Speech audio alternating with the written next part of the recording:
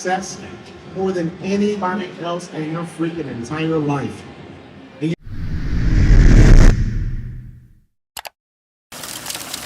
Alright guys, welcome back to another vlog. Right now we are going downtown LA. So yeah, stay tuned.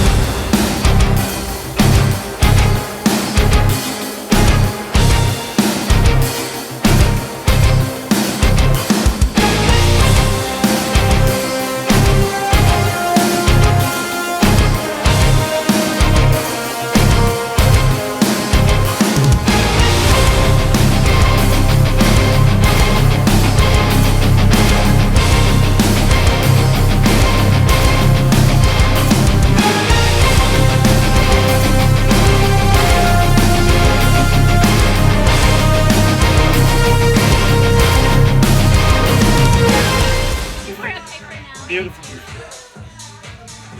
Is it really pink?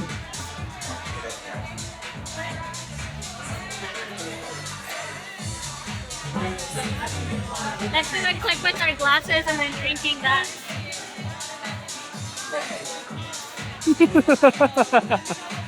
No! No, just this one. Well, this one only.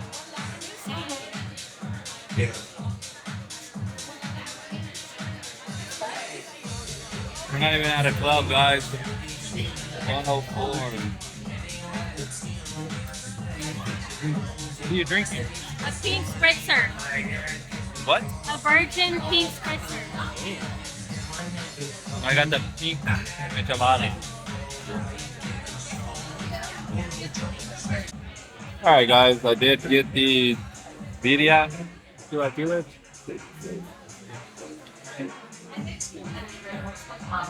And they got the Pink waffles. Alright guys, so if you guys are in DTLA, place is a must. Busy. What do you rate it?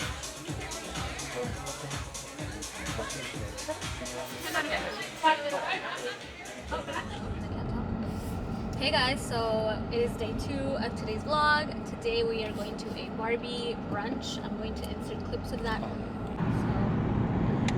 got this, and it matches Manny's.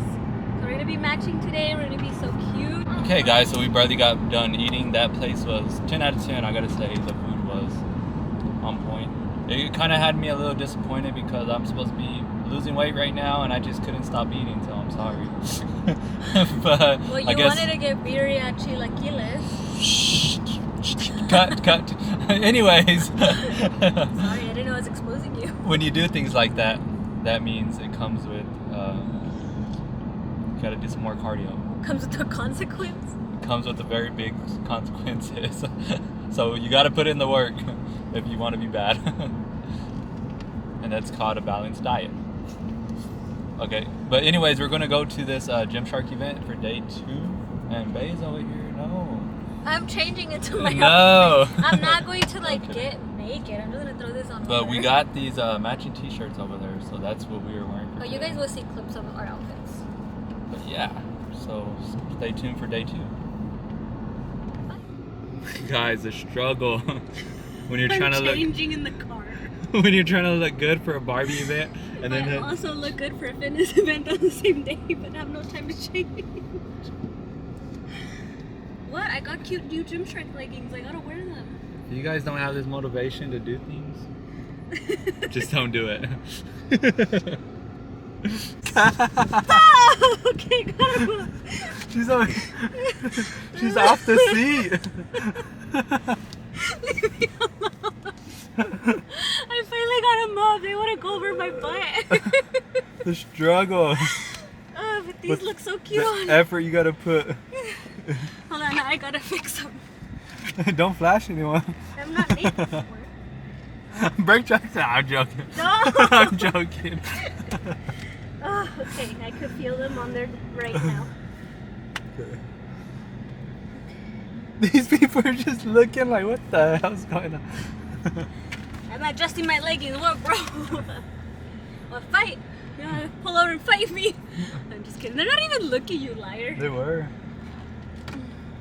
This reminds us of the time. Okay, now it sucks. This reminds me of the time whenever we're blasting Barbie music going down the highway with some wigs on. We'll insert a clip right here. I think I have a video of it on my phone. Good old times. Oh, where are we blasting? Yeah. Making my way downtown, and we're wearing wigs. We're going to a color party. And they're just looking at us like, oh yeah, we were going to a color party. I was dressed in silver. She was in all pink with some wigs on. You had a wig on too, remember? Yeah, that's what I said. Yeah, it was a wig color party. You look like you belong in Metallica. Metallica? Like Because it was silver? Hold on. It's freaking, I hate it when that happens. These are my favorite shoes. These are the memories I live for. Things like this. Like, babe, remember that one time you were trying to change in my car and you had your foot on the dashboard? It's harder changing in your car than my car, I'll tell you that. I bet. You could have, I mean, you had that whole back seat back there. No, there's like a big ass battery back there. I don't want to Oh, myself I gotta up. turn that in. But yeah. Okay, now I have to change this hairdo. The life of me and Tanya. You know, it's Barbie vibes. Need an outfit for every occasion. I don't know.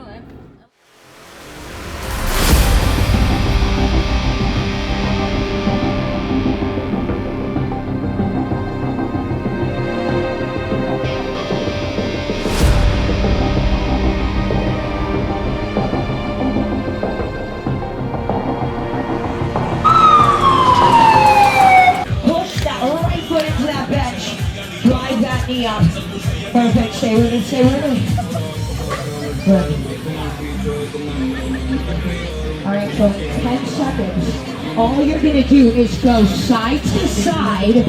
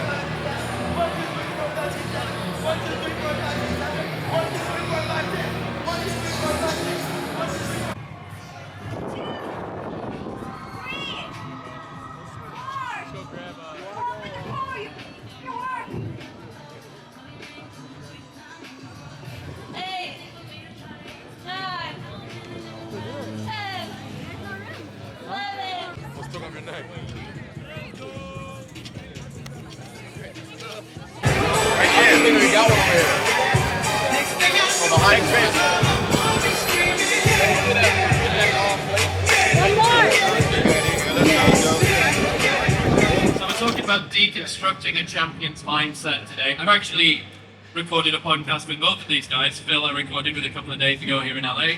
So I kind of know all of the cheat codes and all of the answers.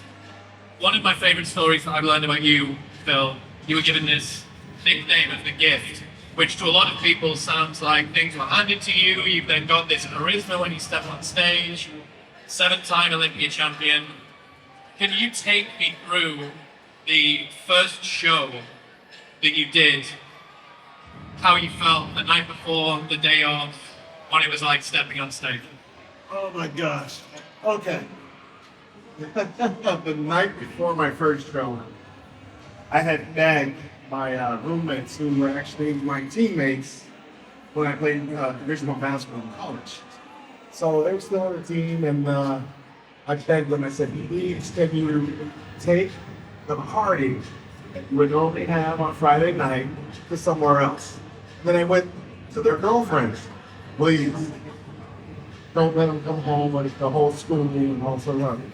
But off campus, and we had a, it was kind of like Animal House. We had the hot tub, we had everything. So, night before the show, you got the meals, you got your bag ready to go for the next day, and I'm trying to get rest. My friend's gonna pick me up at like 8 in the morning to go drive 45 minutes to Boulder, Colorado. So I'm getting my rest. Next thing I know, I hear the doors, I'm opening closed. I'm like, okay. And I live in the basement, so I'm like, okay, that's Brett, that's Steve, that's Tom, that's Dusty. Now I hear more doors open and closing. Next thing you know, I hear more people. Now I hear some girls. I'm like, oh, okay. Maybe they brought on something for the club or something. I don't know. And then next thing you know, I hear DJ Tiesto playing. And now I hear a lot of people in the house. So of course I go upstairs and I'm like, man, what's you guys didn't understand, man? Like I told you, I bet you. I told you I would buy you guys a cake the next week. Like if you just let me have this moment, like I've been training for this. Look, man, I got orange tan on me, man. Like you think I want to do this? And it was so bad, man. They didn't understand, they were basketball guys. It's not out, man. Let's stop tricking, man. This is a show, man. Who cares? So I didn't tell you this part. Some guy was trying to make fun, like, oh man, why you got tan on your? Next thing you know, he's laying on the floor. You got that one piece from Popeyes, you know what I'm saying? That one piece, extra biscuit, you know what I'm saying? Extra biscuit. So anyway, I ended up sleeping in the car that night in the garage. And I was like, oh my gosh, this is what it takes to get a bodybuilder. Like, no one's gonna understand you. Everybody's going to just take you for a joke, And I ended up going to that show with the impression of saying, like, if I don't win this damn thing, after all of this work I've put in, I'm gonna be done. I get to the show, we're weighing in, and then I started looking around. I'm like, that guy looks hella vascular. Like, what's going on? Like, what's happening? I told my boy Josh, I was like, why does his muscles look kind of funky? Like his shoulders look like it's lumpy and stuff. He goes, oh yeah, man. Like, you don't have to worry about that. So I go to the people that checked me in. I said, where do I go pee? And he goes, well, over there. And I said, no, man, like, I went to go pee. He was like, where do I go get tested? Like, you know what I'm saying? I'm supposed to test, right? He was like, oh, no, that's like the other show. I go, bro, you got me doing a contest with guys on PEDs, and I'm not even doing this? This is crazy. He was like, I told you you would win. Just stop freaking out. So now I'm freaking out. I'm like, I've never done a show. These guys are running here. I'm not doing anything like this. I just was playing college basketball months ago. I go up on stage, and I have every ounce of limiting belief you could ever imagine. Because anyone that would go up on stage for the first time, your mind is going to various things. It's like your worst nightmare come to reality of like that one dream that you would have. I think everybody's had this dream, they may not want to admit it, where they're like naked in public. And maybe you just got socks on, but nothing else, or whatever. Like your pants are even smaller in this real world. But yeah, so it's like very revealing. So I go up on stage and I thought, the only way I'm gonna be able to overcome this level of fear is to exhibit strength. So I walk out on stage like I'm the Terminator. Like, oh yeah, I got this. But really inside, I'm very scared. I'm very nervous. And then the crowd is laughing. Now I'm thinking they're laughing at me. So I'm just like, now I'm shaking. And it's just me and one other guy, and I'm shaking, we're doing these poses, and I'm very uncomfortable, I'm very scared. And then there was up in point this time with this lady in the audience by the name of Margaret. She was a top competitor on our state bodybuilding. She goes, smile, you're beautiful. And then everybody laughs again. So I'm like, all right, the whole damn time, I won the whole show. So I complete the pre-judging, I come back to do the night show, I win the novice, open, and the open overall title. With those limiting beliefs of being scared and frightened of doing it alone and all those other things, all almost lost me the show, because if it was based on like charisma and like stage presence, I totally bombed it. But it was only because of me allowing other people, or what I thought I should look like, or what I thought I should feel like, and just doing these things for the first freaking time, make me feel like I wasn't a champion. When I put in all the work, I did the diet, I did the cardio, I did everything. And then when after I won, I realized I've arrived. I've done something that, really means something. I played in team sports my whole life, and I really had a shitty night the previous night. And I'll tell you another story about winning. I won everything, right? Those same teammates, when I walked in the house, they cheered for me. Now you would say like that's a great thing. I was pissed at them because I'm like, you're only here to be on the parade float. Like you weren't here when I was last night, like going through hell and all that stuff. You didn't really care. But then I give them a pass because they're still my bros. But yeah, that's the story. I mean, when you guys are out there doing something that you've never done before, you have to give it everything you got. So you have to be confident in your process. You're going to be scared. You're going to have fear. That doesn't come from your spirit. Again, that comes from just BS from what stresses that are out there in the world. Like you don't have to pay attention about anything, but just being one rep, one set, one workout closer each and every time. You cannot make life scary. The sense of fear is only in your mind. And that was it. I love it, man. I love that story. The reason I love it is you look at someone like Phill with this big illustrious bodybuilding career, and you presume the nickname of the gift, then the dream killer, that this guy's been handed self-belief. And you have someone that's terrified, everyone's laughing at him on stage in front of his first competition, and the reason is going to be strife, it's going to be uncertainty. You're not even going to know that there's glory on the other side of it. You don't even know that you're going to win. I'm doing all of this work and I have no proof that it's going to happen. So what I'm interested in, and I think is pretty instructive for everybody else as well, is your guys' relationship with consistency, discomfort, small impulses. It is a sport of temptations, and it is a sport of the temptation to not do that final set, to not do that piece of cardio, to have that cook, to do those things, to not cross all of the T's and dot all of the I's. So when you're deep in prep and you're on an ungodly low number of calories and you're hungry and you're tired and your kids kept you awake all night and you've changed 3 nappies, where do you go? Where do you draw that resilience from? Do you have a mantra? Do you channel anger? Do you channel resentment? Do you channel legacy? Where is it that you go? No, so for me, we're talking about hard times. Like for me, I'm not going to go into it too much, but I've really been going through it the last few weeks with a new one in the house, building the gym facility. I've got 5 businesses, and we're trying to prep for the biggest show in the world. And there's just not enough hours a day, it seems, at the minute, for me to get everything I need to do. But all the while, I've still not faltered in my head with what I need to achieve in that day, in that 24 hours. So I'll still get my hour of cardio in the morning. I'll still be training, even though it's at 1 o'clock in the morning when I've managed to get the kids to bed and the wife to bed and stuff. But for me, because I haven't achieved what I want to achieve in life yet, and win the title I want to win in Victor, that takes me to a place where I keep pushing and pushing and pushing, and it always has done, it always will do. I was instilled from a young age that if you want something in life, you go out and get it. You put everything into it and you go and get it. You don't make excuses up or, ask for handouts. From the age of 14, I was pot washing. Age of 16, yeah. Age of 16, I was pot washing, removals, house removals, and plumbing. So I had 3 jobs from the age of 16, and I worked my arse off to be where I'm at. And I always knew I was going to be, where I am now, because I never wavered in what I wanted. And it's the same with when I'm prepping. No temptation in this world will stop me from keeping on track to get to that stage, to be in the shape that I want to be in. And I've set a precedent now for myself. I need to keep improving every year. And as a human being, that's what we strive to do, be better every year. And whatever I'm doing that, I'm in a positive, I'm in a good mindset, I will keep going. What about you, Phill? Where do you go to when you need to dig deeper?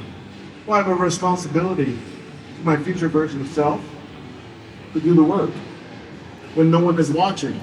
So when I would be training by myself, I realized you're not just now training by yourself. You're training with millions of people that you'll probably never meet.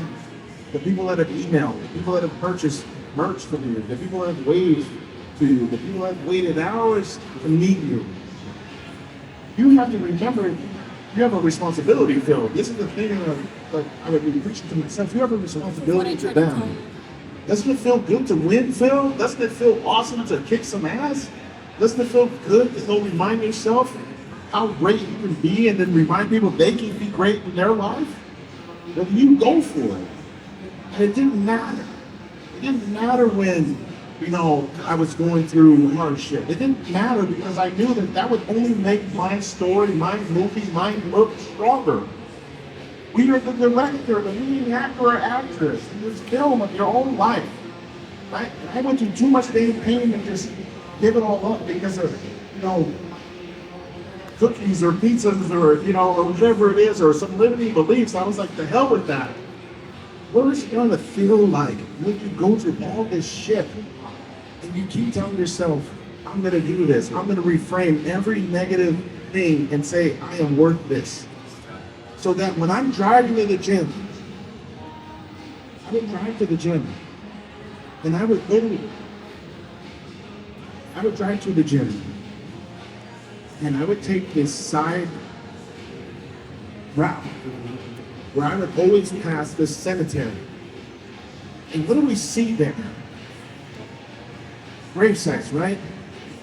But there were days and nights that I would see people crying, celebrating, having bands playing, people watching the game, or putting down flowers. I would tell myself, Phill, you're going to be in there one day. And what are they going to say about you? With all the opportunities that you have, are you going to be someone that they say, that's Phill, he's so relentless at what he wanted in life, and he made me want it, because I didn't always believe that he shared his journey, and I was able to do this. Man, he's awesome. That's Steve Jobs. That's Ali. That's my grandfather who inspired me. I think of that. And then every time I would drive past that place, I would just be like, you are so blessed. You are so blessed that you have an opportunity to go eat, sleep, and train and travel around the world to meet people. And I get it, being around and having to work all hours and time zones and this and that, and having to be on all the time. But what's the alternative?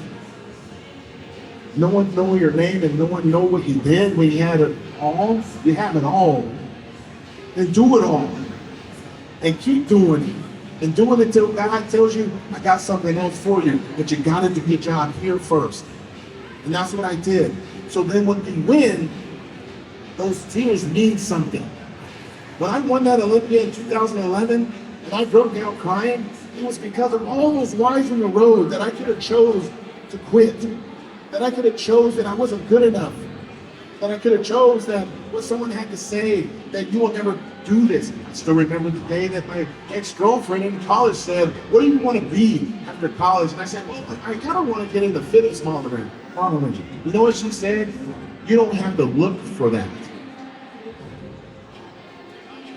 I didn't listen. In fact, I didn't listen so much that when I got that first cover of Flex magazine, I sent the box to her mom's house. That's what you do.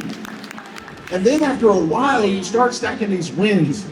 And then you realize I'm tired of proving everybody else wrong. Because that's going to get exhausting. Yeah, so what are my goals? I need to prove my freaking self right.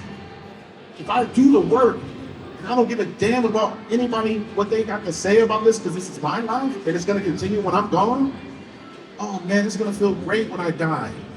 Because I know I gave it everything, and I'm going to meet that future Phill Heath. And he's going to look at me and be like, man, it's so great to meet your ass. Man, we did it. You actually did it. Welcome. Not, man. Damn, dude, I don't even know who the hell you are, bro. Like, I don't even know if I want to tell you what you were, and you know what's funny? I would probably be looking at him and being like, what? I'm supposed to be that? And all I had to do was give a damn about my success.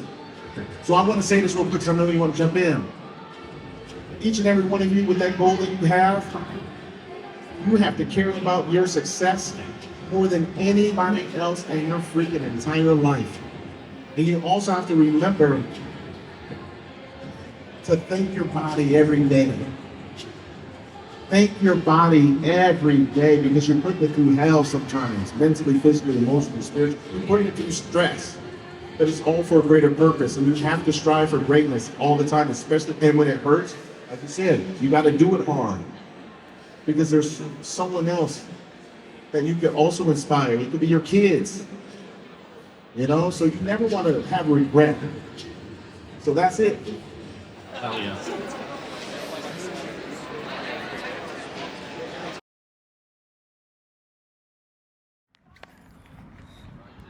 All right, guys. So that was a very good. That was like a successful day for day 2. So stay tuned on the vlog, and you'll see what we are gonna do next. So if you guys want to see what Manny has been doing to help me eat better and slight training, I haven't been doing anything crazy. I kind of want to start now that I've lost the weight I wanted to lose. So just let us know. Let us know. Alright guys, so that was today's video. So if you guys like this video, like, comment, turn on post bell notifications, and let me know what you guys think about this video so I can post more. Like, there's another event coming up. I'm very excited about that, so stay tuned for Young LA. But I'm gonna go ahead and go to sleep, and see you guys at the next video. Thank you.